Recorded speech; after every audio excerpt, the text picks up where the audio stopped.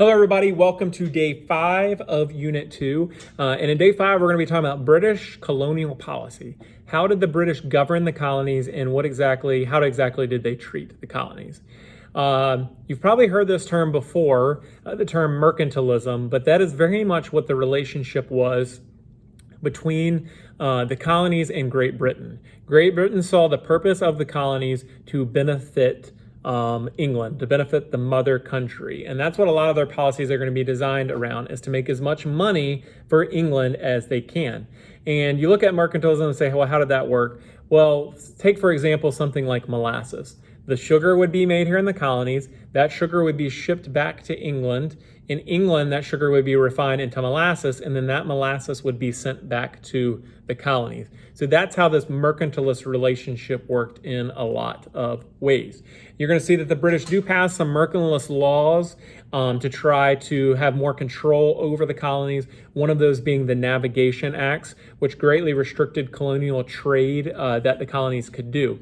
Now, something to keep in mind, the colonies not only traded with England, but they would also trade with France. They would trade with pretty much any country that wanted to trade with them. This causes headaches for the British, who say, hey, your colonies, you're supposed to be making us money, not the French, not these other people. And that is why the British would pass the Navigation Acts, which would give them more control over the colonies and who the colonies would trade with. Now, these Navigation Acts, again, very important, because you're going to see as we build up to the American Revolution in the next unit that the colonies, this is one of their constant issues that they have with the British, is the British control over their trade. In fact, if you've ever looked at the Declaration of Independence, you know that the biggest signature on there is John Hancock. Who was John Hancock? Well, simply put, he was a smuggler. He smuggled goods into the colonies. And you're going to see in the colonies that you have a lot of smugglers in the colonies.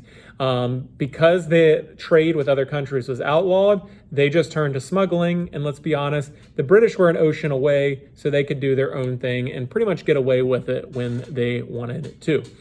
Also in this, you're going to see the first time that you have the colonies actually starting to work together some. In New England, you're going to have the creation of the Dominion of New England, which in the end failed, but it is going to be a first attempt of colonies working together, having the New England colonies work all together. Also in Europe during this time, you're going to have the Glorious Revolution happening. This will have a major impact on that, because that is when you have William and Mary come to power in this bloodless revolution. You're going to have some of John Locke's rights come out, or John Locke's writings come out during this time, justifying that Glorious Revolution, which again has an impact on the later colonies. And really what you're going to see, biggest impact from this is the end of salutary neglect. Basically, salutary neglect was the British policy of, hey, we're going to leave the colonies alone as long as they're making us money. If they stop making us money or they start causing trouble, that is when we're going to get involved in the colonies. During this time, though, you're going to see the British end that policy of salutary neglect. I've used this example in another video, but again, imagine you have no rules and then all of a sudden your parents implement a ton of rules on you. That is essentially what happens with the colonies. And that begins to start during this time when the British start to really clamp down on the colonies. And I mean, you can see it with a kid, a toddler. You have no rules. They do whatever they want. And you put rules in them. They throw a fit. Essentially, that's what the colonies were doing. Started to throw a fit over all of these things that would be put in place. Now with today, today is the last day of this unit. You do have a test review on there among other things to do. I really encourage you to dive into those test reviews and review that information so that it can help you on that test.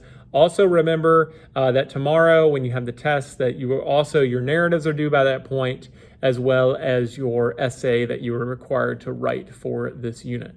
As always, if you need any help, you know where to find me and to reach out and get in contact with me. I'm more than willing to help you, and have a great day.